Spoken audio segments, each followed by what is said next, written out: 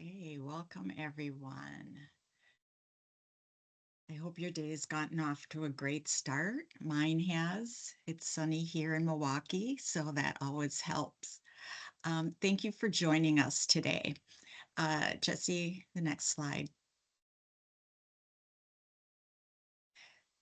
Today, we're going to discuss the purpose of this webcast and negotiations, as well as the background behind this, the steps you'll take to negotiate, additional information about the process, as well as the approval process.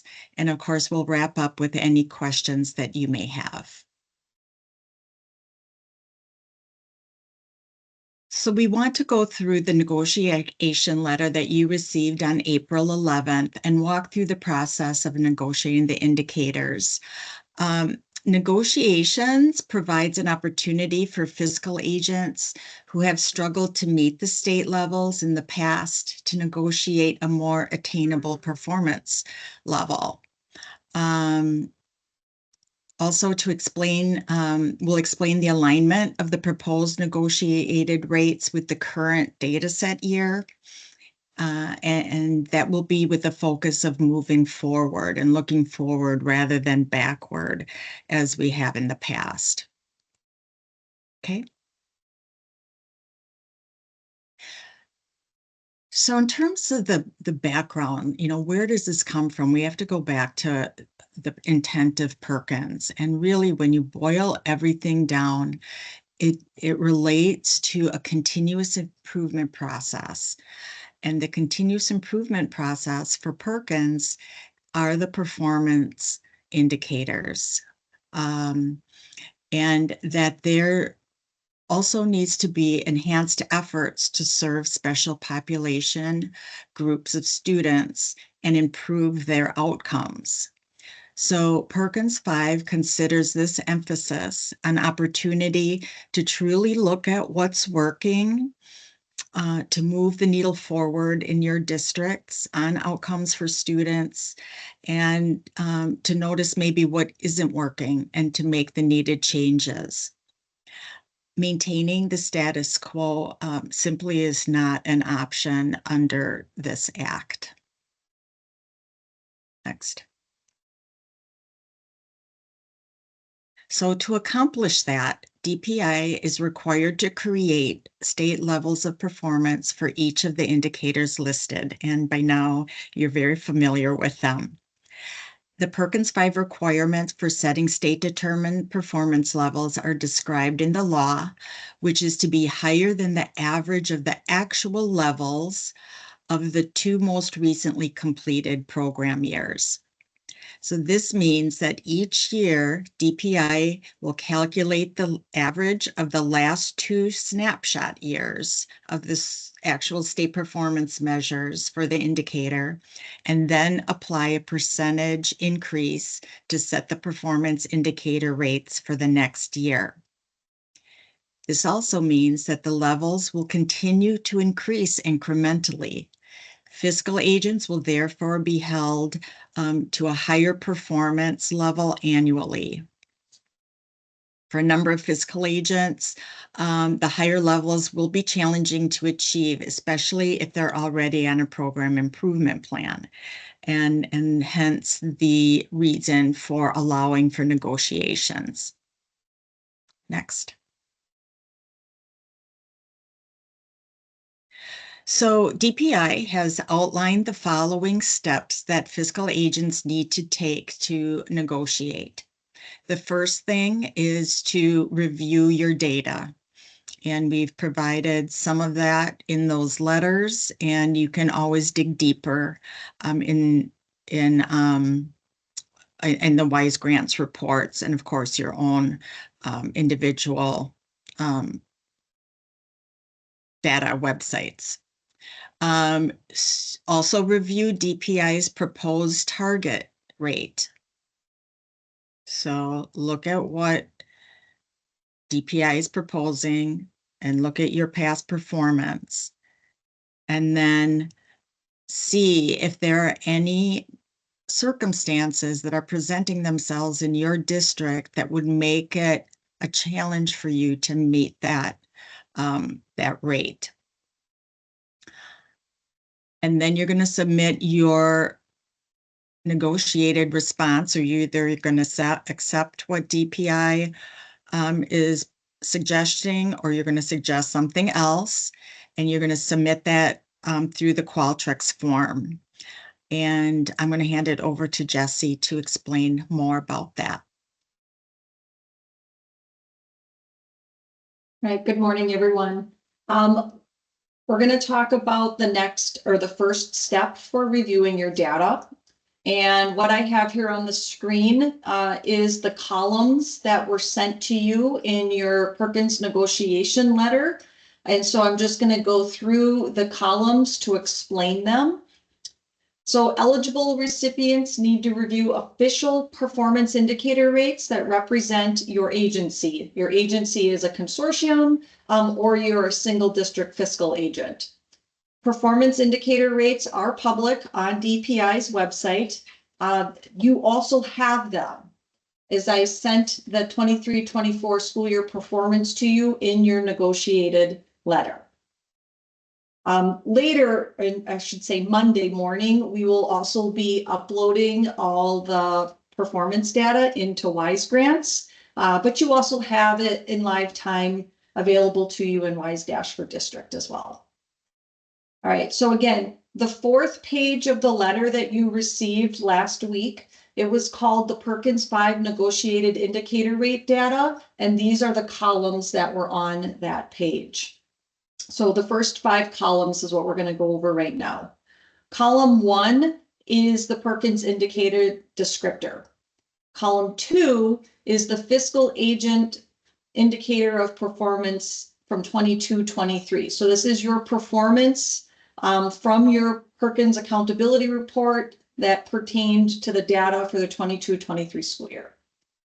Column 3 is the performance of your fiscal agent that you represent for the 23-24 school year, and that should be the same as what's publicly being reported right now. Column 4 is the Wisconsin Perkins 5 state plan, approved state target rate for the 24-25 school year, and will be the target rate used for the Perkins accountability reports that become public in April, and I should say April of 26. Column 5 is the 90% of that target rate. Okay. So we're really thinking ahead here when we're negotiating these rates. It's for the data we are currently living in, but it is the reports that are going to come out in a year from now. So fiscal agents are required to come within 90% of the target rate. Those fiscal agents that are below the 90% target rate for performance are required to complete a performance improvement plan. So a year ago this time, it was March of 2024, DPI was in public comment to set the 24-25 state target rates. So hopefully people kind of remember that. These state target rates are goals for the entire state.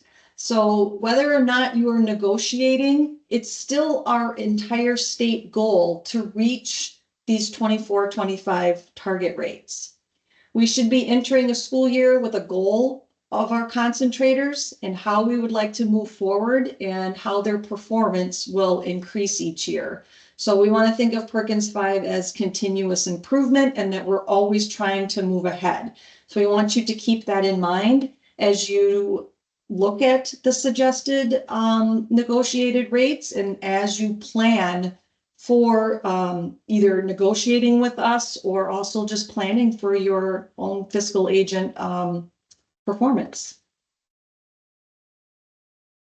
All right, column 6. Column 6 and 7 populated when the average of the performance years plus 1% was applied. Okay, so that's column 6. It's the DPI proposed rate. We took the average of 2 performance years, and then we added a 1% increase because we have to show increase And that's your DPI proposed rate. And then in column 7, we indicated a yes if DPI is going to negotiate.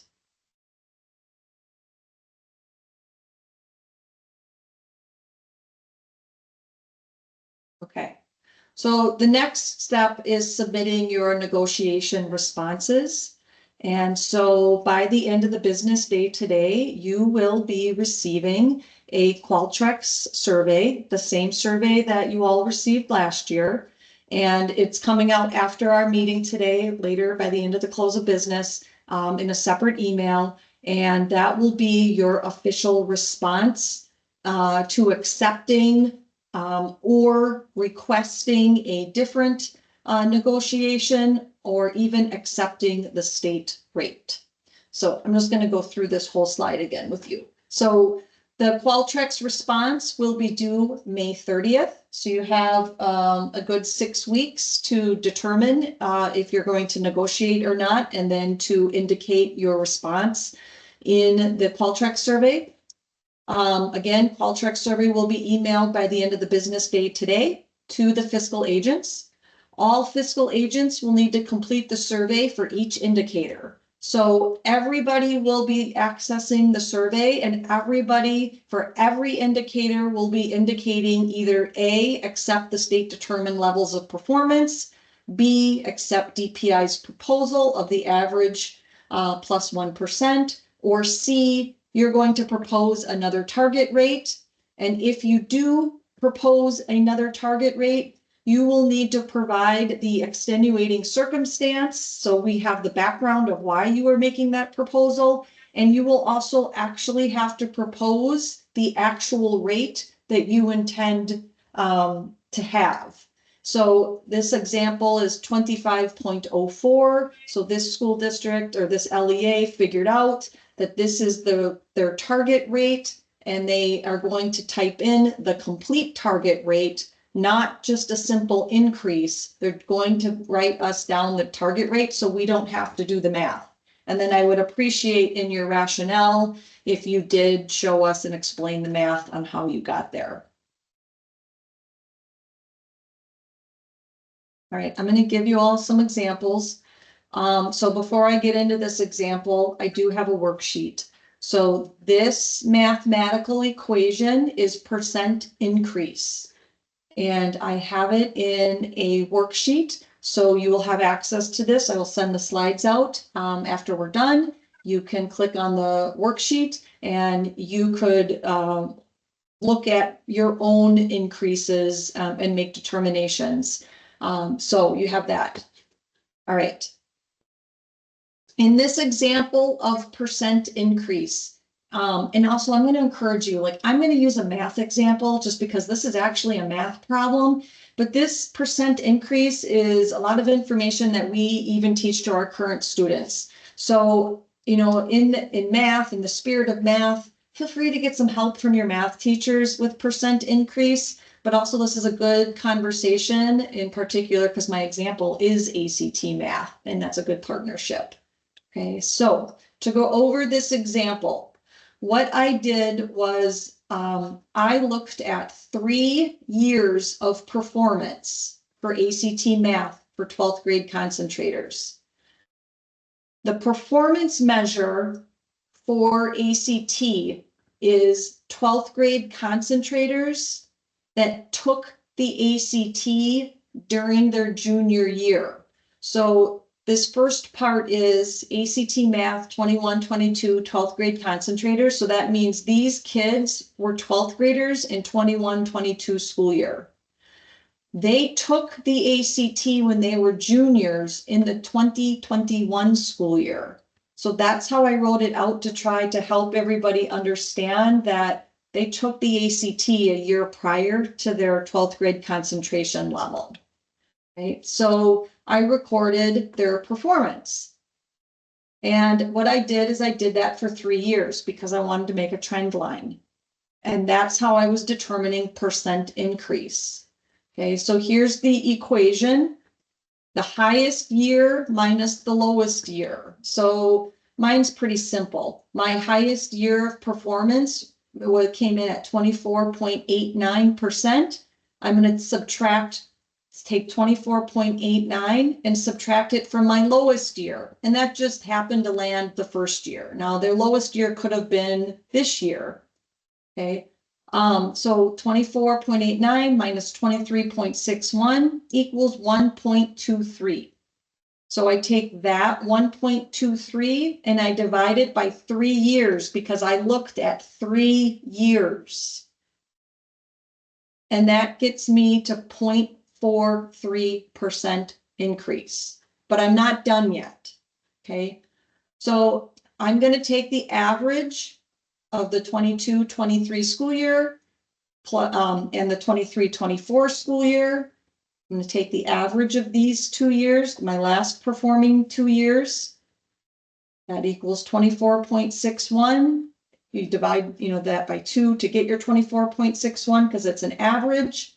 I'm going to take this average and I'm going to add 0.43 to it as I did right here. And that is how I got to my target rate of 25.04. So I don't want to see 0.43 written or typed into the Qualtrics survey. I want to see basically this mathematic equation in your rationale, and this is your target rate. So your proposed target rate is 25.04. Again, I have this in a worksheet so that you can just fill in the blanks and do the simple math. Now, you all could have your own way of doing percent increase, and that's acceptable, but you're going to have to share how you came to your conclusion and enter your mathematic equation for us. Okay, additional information. Chris, do you want to cover this one or do you want me?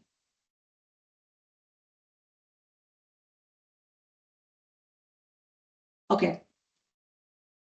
You're on mute, but I'll. Okay, got it. So we had mentioned extenuating circumstances that might be going on in your district for negotiating a rate lower, than may be proposed. And that could be, something where something's going to be happening and that your levels are going to be, drastically reduced in that year. For example, I want to give some examples for you. It could be that after completing your root cause analysis, like why are we not meeting the indicator? Why do we have this gap? Maybe an analysis of your math preparation. It's determined that a certain population of students is not getting enrolled in Algebra 1 their freshman year. Thus, they're never getting to geometry by the time they take the ACT. And that's why, that's lower, and that you are going to need to address the sequence of courses and how these decisions are made about kids taking pre-algebra or some other type of math rather than algebra in their freshman year, and how you're going to change that. And that might take, you've noticed that, you've identified that as an issue, but it might take a couple years to right that ship, right? To either redo the curriculum or have discussions with faculty on why this is happening and what you want to change. So that could be one reason. Another reason could be that, and this would be after the fact, but that those concentrators that took the ACT, that the fire alarm went off and the whole building had to be evacuated. And the ACT does allow students to come back in an incident like that and finish taking the test. But you saw what the student scores were and you're like, I don't they were distracted, they lost their focus, and that is impacting or going to impact our scores. So, that could be an extenuating circumstance where you would say there's no way that we can meet the proposed level. And actually, that is something that happened. It happened to me. All right, so this next slide is to help everyone get grounded in all the different dates that have to deal with data and negotiations. So we just made a simple chart. I know this feels repetitive right now, like we just negotiated in December, and you're right, we did. The negotiation that we did in December was for the 23-24 data set year. That means it's from the 23-24 school year, and it applies to the target rates used in the 23-24 school year. Okay, so that accountability report came out last week, the same time we sent the letters to you. The impact year means it is the year that a fiscal agent would be implementing a PIP. And we start our fiscal years July 1. So PIPs would start basically July 1 for the 25-26 school year. Okay, so we are right here. Actually, we're right here. Sorry. We are currently trying to negotiate for the 24-25 school year, the current school year we are in, with the current students we are serving, with the current fiscal agents that we are currently working with. See how we're aligning everything in as best of real time that we can. So the 24-25 school year has already established state target rates. We did that last year with our state plan. We are collecting the data currently because our kids are currently in school. It is we're negotiating right now. I'm sorry, I put May 2025, but we're negotiating right now and it's April, but our due date is May 30th. And this report will come out April of 2026. And then that PIP year would be implemented in 26-27 school year. So what we're trying to do is keep everybody on the timeline. Okay. So I've said a lot about negotiated rates and a lot about state target rates. So here is another chart. Here's the current year, 24-25. And this is our current target rates right now. And these are the proposed target rates that we just finished public comment with, and we will be using in our next year state plan. So this will be zipped off to the feds shortly. Okay. These two columns are our state performance for 22-23 and 23-24. 24-25 is blank because it's our current year. We don't have an end result right now. Okay. So these are the rates that we used to calculate getting our proposed state rates. And ultimately, what we want you to notice is that we have gone down a little bit at state performance in two areas. It's just slight. So we want to make sure that everybody understands that the feds require positive continuous growth. So our proposed target rates cannot be lower than what's currently in our state plan.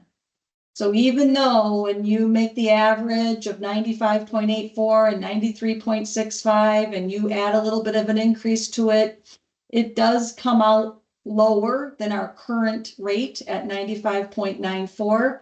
We cannot go below what's already in place. And so we have to suggest 95.95. Because again, the feds require continuous improvement. And we are currently devising a plan to address what we've noticed in the data is some zero data submissions that we believe are making these two drop a little bit. So we'll be providing more information in the next week about what we notice in the data for zero submissions and how that is affecting our performance.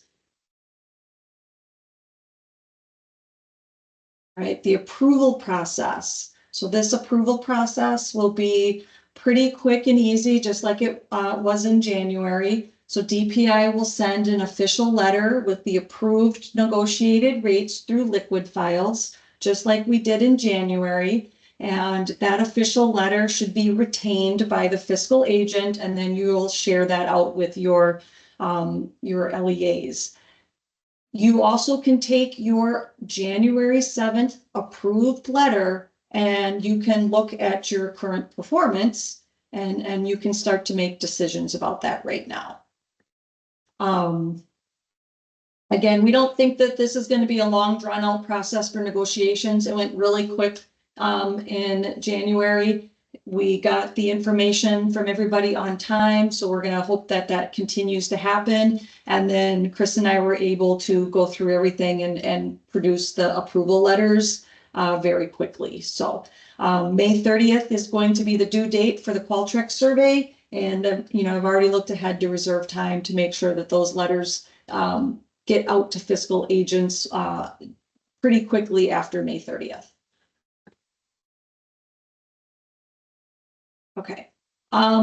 So your fiscal agent Perkins accountability reports, you've already heard me say that they have already been posted publicly. We posted them, I believe it was on April 10th. So they were available on April 11th. This is a link to the Perkins 5 accountability website on DPI's webpage. So, but you also have your performance for 23-24 right in front of you already. But if you like to see those public reports, they're right there as well. Just another reminder, January 7th is when you already received your approved negotiation rates for your 23-24 data. So you have that. And then WISEgrants data will be turned on Monday, April 21st. So that's the first thing I plan to do that day is on Monday, I will turn on the data that will show up in WISEgrants that will record your numerator, denominator, and your performance percents that you already have in front of you. So you'll be able to see that Monday. Okay, looking ahead. So just some dates that we've mentioned throughout this presentation. Negotiation Qualtrics survey. You will be getting an email by the end of the business day today so that you can take your time up until May 30th to answer the Qualtrics survey and negotiate. Again, WISEgrants data will be turned on April 21st on Monday morning. There will be a PIP presentation on May 8th at 11 a.m. We encourage every fiscal agent to attend so that you are always up to date on continuous improvement and everything that Perkins 5 in our state plan has to do with continuous improvement. Okay. Again, the negotiation submission due date is May 30th. And then just also the reminder that the CT graduate follow-up survey is due June 30th of this year. So that takes us to Q&A. And before we do Q&A real quick, I do have some links for resources. The negotiated rate worksheet. There is a really good WISEgrants podcast that the WISEgrants team puts on. I believe it's every 2 weeks. And there's recorded sessions. So I'm going to encourage people to view that. There was in March, I presented with Rachel Zellmer on our WISEgrants data. So that's a good presentation for everyone. Then there is an old PIP slides that we've used in the past. And then also the concentrator ACT data. I did a presentation last month on how to review your concentrator ACT data, and I stuck that in here. Chris and I will be updating these PIP slides So that, but we'd still like everybody to come on May 8th to listen to continuous improvement for performance. Okay, and now I will open it up for questions.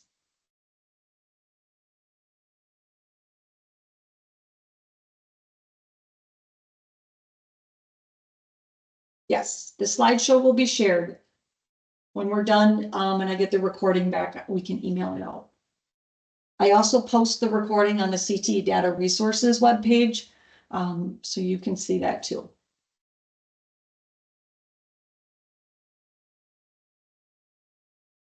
Any questions about the process or further clarification on the dates? If that got too confusing for you, we're happy to address that.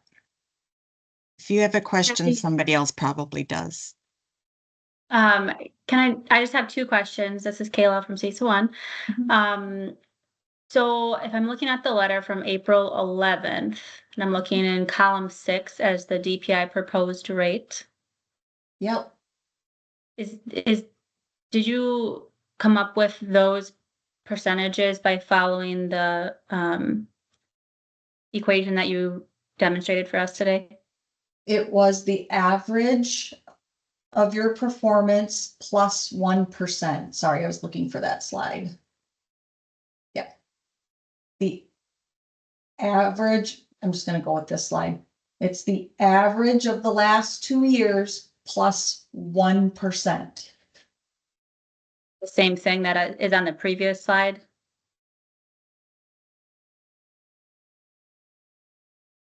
This is not the same thing. This is percent increase, and this is looking at something. This is a different mathematical equation because this is finding your percent increase, which is not 1%. This is in case somebody wants to have a different percentage increase than the 1%. This is how you're you suggesting. Okay. Yeah. I think that makes sense. And then my other question is, how and when will we know if we need to do a PIP for the 25-26? I'm just a little confused with the year. So I don't know if by looking at this, I can figure that out or. Yep, you can. Or where I would figure that out. Yep. The data will be loaded on Monday morning to WISEgrants. So it will be there, but also you can figure this out right now.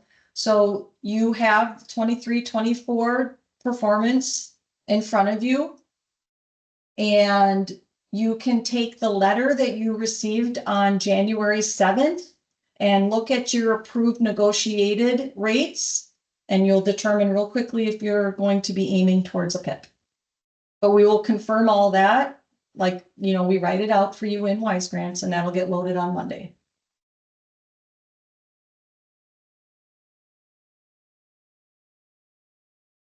This is Vicki from Oshkosh, and I have to apologize because I had to cut out for a little bit. We had a, interruption, and so I may have missed this when you explained it. So again, I apologize if I'm wasting everyone's time. Okay, on my letter that I received, it does not have column 6 filled in for me. Will that column 6 be on the Qualtrics? No. So if you do not have column 6 filled in, it means your average of the last 2 performance years plus 1% was already going to meet the state rate. So we don't have a reason to negotiate with you because you would be aiming for the state rate. So all you would have to do is go into Qualtrics and you would be accepting the state determined levels of performance. Okay, thank you. And actually, I was mistaken. There is one area that you have column 6 filled in. Yep, and so so thank you. That I appreciate you backtracking on that for me. Yep.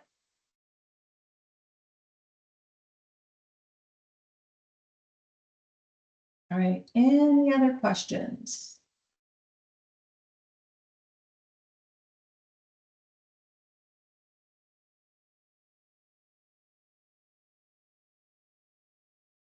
Okay.